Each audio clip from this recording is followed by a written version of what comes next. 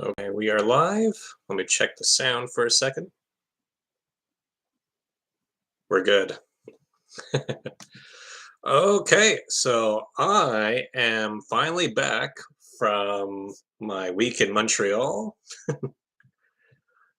It was fun. And for those of you wondering, oh, did you go to every location from season 8 of The Amazing Race? And the correct answer is yes. Yes, I did. Unintentionally, might I add. And quite frankly, the underground city that they used in the Montreal leg of Amazing Race 8 Family Edition, big waste of time. And I wasn't even there that long. I was only there for about 45 minutes walking around there. Still felt like a big waste of time.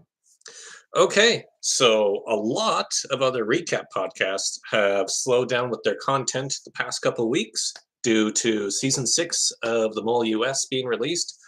14-year break, all 10 episodes released in the course of 14 days. Fun fact, did you know that I am the person who has podcasted the most episodes of The Mole and The Amazing Race worldwide combined? Because I have done close to 20 seasons. I think around 16 or 17 seasons of The Mole worldwide I have podcasted about episode by episode. And I probably podcasted close to 20 seasons of The Amazing Race internationally, episode by episode. So, yeah, I think I even have more than Harmstone because Harmstone has sat out of Amazing Race content for a bit. And we're not even including all of the Amazing Race episode blogs I've done or some of the Survivor videos I've done as well. So, I should be given some sort of award. Okay, so let's talk about leg 4 of season 34 of The Amazing Race. Not leg 3. I don't say it. Don't say it's leg 3. I know you're tempted. I know you're tempted to say it's leg 3, but it is clearly not. It is leg 4. I don't buy into this window dressing in, calling it a mega leg. Okay, it's leg 4. It's leg 4. Overall, I like the detour. I like self-driving. I like the unintentional comedy that came about from the chiseling roadblock. I thought the other half of the detour with the window task. I thought that was somewhat neat. The fashion task, it was okay, and it looked like everyone was exhausted and tired. And given that a lot of Amazing Race legs tend to be overly simplified over the past few years, I my expectations aren't as high as they used to be, and it certainly didn't hit rock bottom this leg.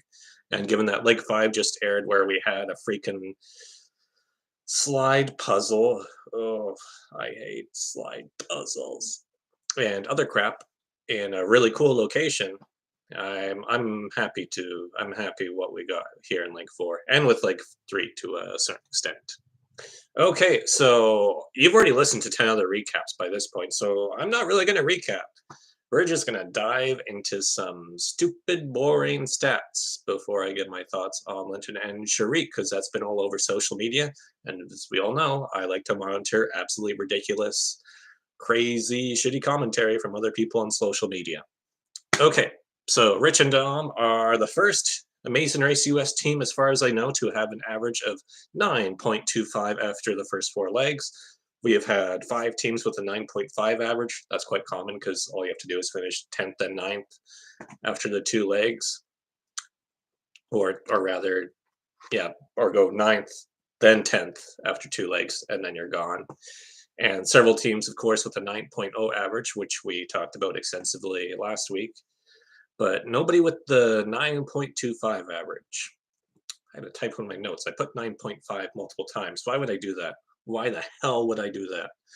Okay, and second note, legs 3 and 4 were held in the same country due to this being a mega leg structure. And Amazing Race 7, oddly enough, was the first season to have the first country to host back-to-back legs in a season. The first instance of that was Amazing Race 7 having back-to-back legs in the same country in legs 3 and 4. Did you understand that stat? Because I really stumbled over my words there. Okay, and for Italy being visited, seasons 4, 9, 24, and 29 have all had back-to-back legs take place in Italy. The other seasons that have featured Italy, it's just been one leg. And Emily and Molly finished in first place this leg, and it's very rare for all female teams to win even a single leg on the Amazing Race. It's been a long time since it's happened. We have to go all the way back to the penultimate leg of last season. I guess it's not a very long stretch. In fact, in the American version of the Amazing Race, if we're looking at Amazing Race Asia, all female teams win every other leg, it seems. In the American version, it's just a list of 20 all female teams who have won a leg. Can you guess them right now? I'll pause and wait for you to name all 20. I have nothing to do today. I can just wait and wait and wait for you to list all 20. Okay, I'm going to list all 20. So we have Emily. We're gonna go in reverse order here, and there's a couple of asterisks because, as we know, in the first 4 seasons, the fast forward was offered every leg. On one hand, if you want to judge average racing placement, having fast forwards every leg screws that up because 10 teams can claim a fast forward in a season. Therefore, 10 different teams win a leg, which means it's really tough to get better than second place for most legs within the first 4 seasons of the Amazing Race. However, for the strategic aspect, I loved having fast forwards on every leg. That was the most strategic aspect of the race. When do you go for it? When are other people going to go for it? When do you get that? Will that help you rest? Will that extra rest time help you for the rest of the season? You have to also assess when a non-elimination leg will happen, or how far away the fast forward is, and would you lose time? Is it really going to be that beneficial? And I love the whole strategic mind game with it. So yeah, there were pros and cons to it, but I definitely preferred the original structure with fast forwards. Anyways, so let's go in reverse order here. Emily and Molly, Raquel and Kayla, Christy and Jen, Kim and Ali, Pam and Winnie, Natalie and Nadia, Keisha and Jen in season 18, Nat and Kat, Brooke and Claire, Jamie and Cara in season 14, Keisha and Jen in season 14, Christy and Jody Winchesky also in season 14, Dustin and Candace in All Stars, Charlotte and Mirren in All Stars, Dustin and Candace in season 10, Godlewski family from Amazing Race 8 Family Edition, Debbie and Bianca, Tien and Cherie. Tien and Cherie did it though on a fast forward. Mary and Peach. I was surprised to see Mary and Peach on that list. I forgot they did well on one leg. And Pat and Brenda also won the second leg due to a fast forward, and they were quickly shoved out the door the following round because it's Pat and Brenda. You know Pat and Brenda. You know how they be. And because of the various teams winning a leg within the first 4 episodes, an all-female team, an all-male team, an all-female team, and a co-ed team have won at least once in each of the first 4 legs.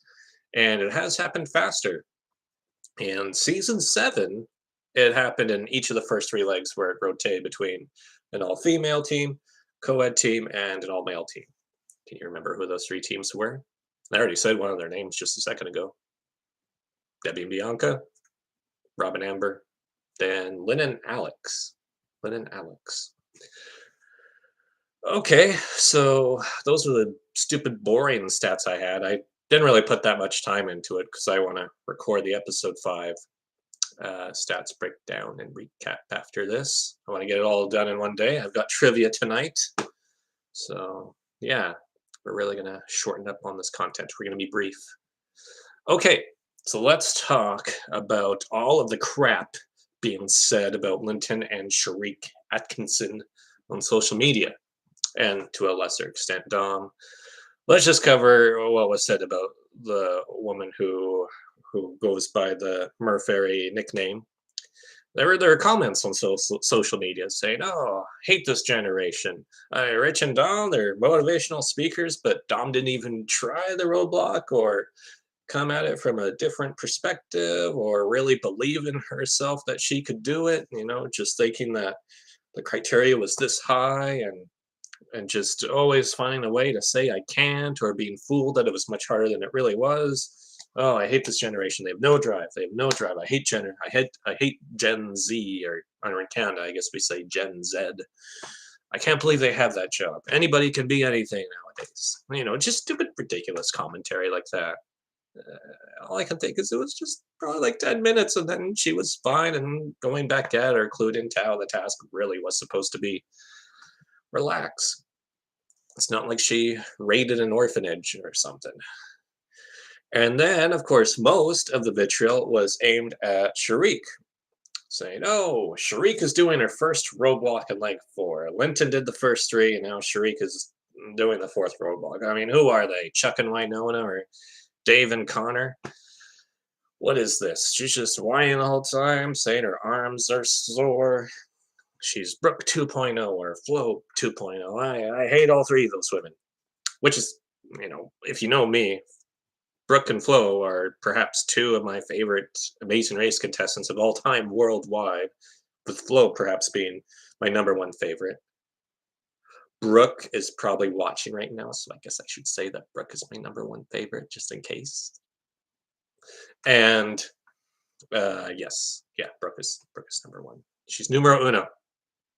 But if Flo could be watching too, I just interviewed her last year. You're both my favorite. You're both my favorite. So yeah, I never understood that. Oh, that woman on The Amazing Race is complaining. She's complaining about her arms or wanting to quit, or the tone of her voice annoys me. Oh God, her tone of her voice. I mean, she's the worst person ever. Something she can't even control. I mean, look at Gilbert Gottfried, hilarious comedian. We make jokes about his voice, but if he was on The Amazing Race, you wouldn't have tons of comments saying, "Oh God, the tone of his voice. He's the worst person ever." We wouldn't be saying that. I mean, really, in The Amazing Race history, there's roughly two contestants out of the 700 plus or so, over 1,000 if you include all the international seasons. Well, for the American version, it's over 700 if you include the Flanders family from Family Edition that never got into the final cast. I mean, really, the only two. One would be, say, Jet McCoy of Jet and Cord from the Cowboys from seasons 16, 18, and 24, where Jet McCoy, uttered the homophobic slur in front of, towards Jordan and within earshot of Jordan's mother, and all of the other crap that Jet does that is not too well liked by the alumni. He's the only guy who's really all that bad. Or Tyler Oakley for bullying fans online. Really, it's just Jet McCoy, Tyler Oakley, and the other 698 people are fine. And that pretty much translates to what it's like in real life. I guess we could be forgetting about some other instances that I'm not aware about. Maybe Lynn and Alex from season 7. Maybe they kick sand into the eyes of homeless people, or maybe Charlotte and Myrna secretly go onto the highway late at night and run over people in their car and then flee the scene before police get there. I mean, I guess I wouldn't like them, either of those two teams, too much if I knew that they did that. But uh, we haven't been made privy to that information, so I'm not really in a position to diss them or say I don't like them. Okay, and of course, when a team does get discouraged or says they can't do something or wants to quit or their arms are sore, to me, that has nothing to do with who they are as a person or that they're horrible people. For me, just means it's hilarious for me to watch, and I can make endless jokes about it for years and years and years, as we've seen. Look at how many jokes I made about Deborah and Steve, and they were the first boots from season 4. I've been making jokes about them ever since they were first out on season 4. To me, it's just comedic material. Bad racers or annoying racers does not translate to being a bad person. And this it got even crazier. I saw multiple people. It wasn't just one person on Reddit or on a Discord. This was on Twitter and Instagram and Facebook too, where people were really making generalizations about parenting Gen Z kids or Gen Y kids. I know it's a bit blurred. We need Douglas Kluplin to step in and say who belongs to what generation. And there were multiple people on social media saying, "Oh, the reason why Sharik wanted to give up or was hesitant to do any roadblocks is because Linton didn't discipline her enough." And it wasn't just like saying he didn't discipline her enough as a child. They were saying it's because he didn't physically discipline her. People were saying that Sharik was struggling on The Amazing Race because her dad didn't hit her enough as a child. That's insane. Does anyone realize how ridiculous that is? The viewers were upset that Linton didn't go all Mike Tyson's punch out on his own daughter during childhood, and because of that, when they get cast for The Amazing Race season 34, that's why they struggled on leg 4, where it's like, oh, if only he physically abused his own child. Oh man, what is this world coming to? Oh, big mistake, Linton. Big mistake. What's wrong with these people? What's wrong with these people on social media? Like, can you imagine just that Matt chat with Phil at the end? If Sharik decided to quit, or if they truly got eliminated over Rich and Dom, where yeah, Phil saying, "Oh, Lenton and Sharik, you're the last team to arrive," and as you know, there's no non-elimination legs on this season of The Amazing Race except for the third leg and another mega leg that were coming up. I'm sorry to tell you that you've both been eliminated from the race. What do you two think went wrong today?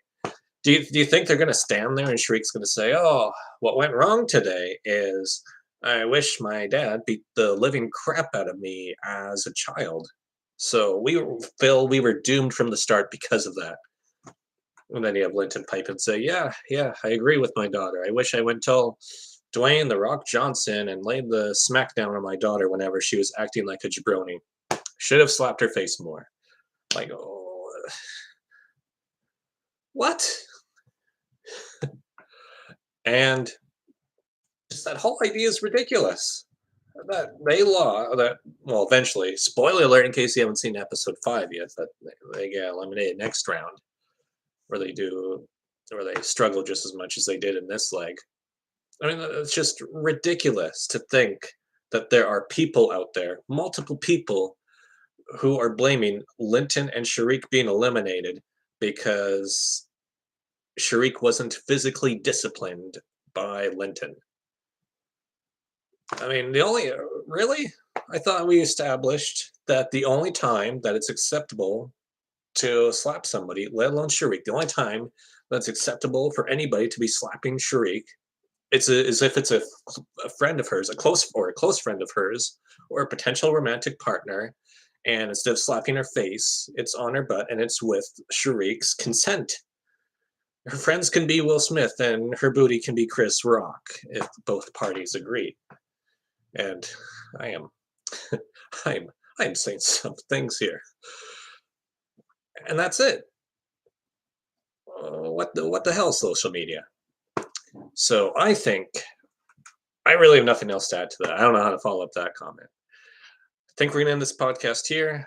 I know, I know people are waiting for me to have that Kim and Penn interview, but I think we're gonna save it for episode 5 podcast. I really need to get all the crazy Linton and Sharik commentary off my chest, and I am glad I did.